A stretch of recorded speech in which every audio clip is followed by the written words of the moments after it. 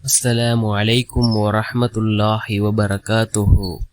الحمد لله الذي نحمده ونستعينه ونستغفره ونؤمن به ونتوكل عليه. أما بعد.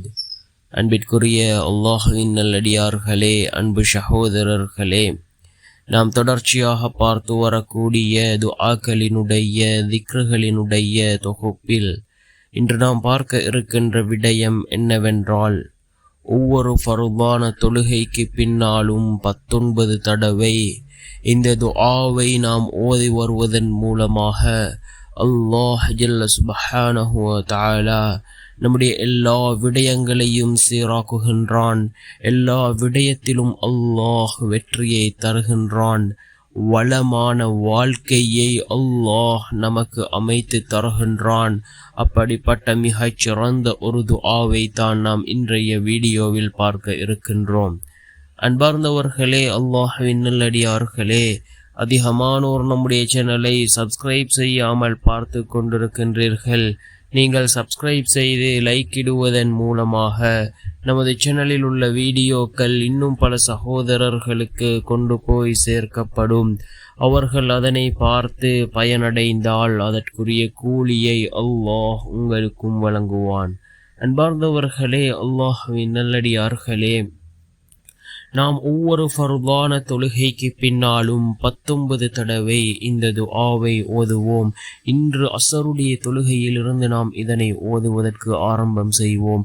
மிகவும் சிறந்த சிறப்புகள் இந்த துஆவிற்கு கூறப்பட்டிருக்கின்றது. வளமான வாழ்க்கை கிடைக்க வேண்டுமா? இந்த துஆவை ஓதுங்கள். எல்லா காரியங்களும் சீராக வேண்டுமா? இந்த துஆவை ஓதுங்கள். எல்லா விடயத்திலும் வெற்றி கிடைக்க வேண்டுமா? இந்த துஆவை ஓதுங்கள். அந்த அளவுக்கு சிறந்த ஒரு துஆ. ஹஸ்புனல்லாஹு சயுத்தீனல்லாஹு மின் ஃபல்லிஹி வ ரசூலுஹு இன்னா இலல்லாஹி ராகிபூன்.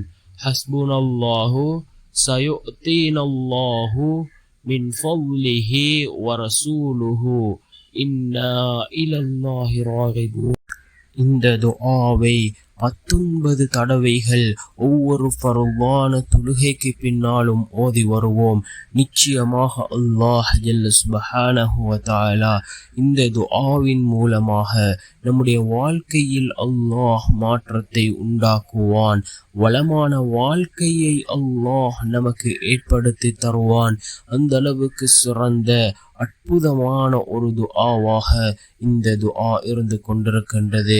அன்பார்ந்த சகோதரர்களே, அல்லாஹ்வின் நல்லடியார்களே, இன்றிலிருந்து இந்த துஆவை ஓதுவதற்கு ஆரம்பம் செய்வோம்.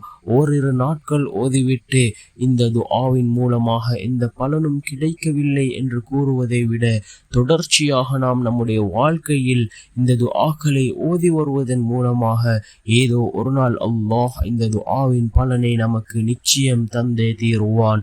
வல்ல நாயன் நம் அனைவரின் பாவங்களையும் மன்னித்து உயர்ந்த ஜன்னத்துல் ஃபிர்தௌஸ் என்ற சுவனத்தில் நம் அனைவரையும் ஒன்று சேர்ப்பானாக. ஆமீன்.